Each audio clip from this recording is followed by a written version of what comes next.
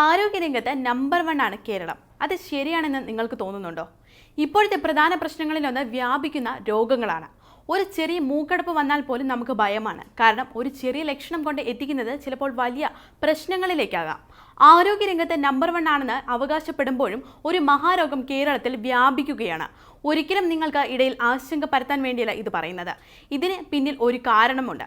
സമയത്ത് രോഗം കണ്ടെത്തി ചികിത്സ തേടിയില്ലെങ്കിൽ ദുരിതപൂർവമായ മരണത്തിലേക്ക് നയിച്ചേക്കാവുന്ന ക്യാൻസർ രോഗികൾ കേരളത്തിൽ അനുദിനം വർദ്ധിക്കുകയാണെന്നാണ് ഇപ്പോൾ പുറത്തുവരുന്ന ഏറ്റവും പുതിയ കണക്കുകൾ.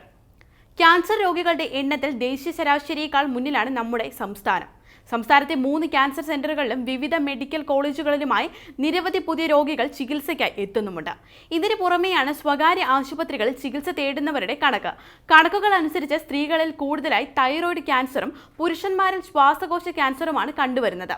പുരുഷന്മാരിൽ പ്രോസ്റ്റേറ്റ് ക്യാൻസറും വർദ്ധിച്ചു വരുന്നു.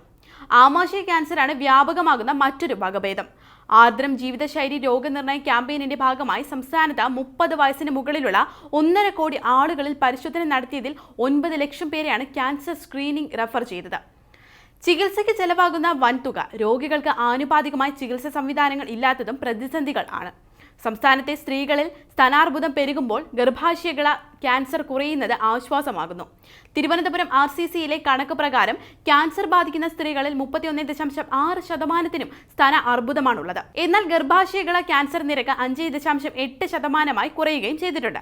2022 കണക്കാണിത്. 2023 കണക്ക് വരുമ്പോൾ സ്തനാർബുദം നിരക്ക് ഉയരുമെന്നും വിദഗ്ധർ ചൂണ്ടിക്കാട്ടുന്നു.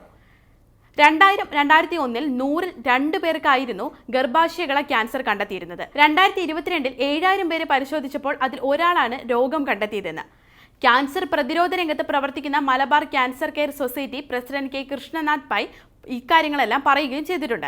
എന്നാൽ 250 പേരിൽ ശരാശരി 3 പേർക്ക് സ്തനാർബുദം കണ്ടെത്തുന്നുമുണ്ട്.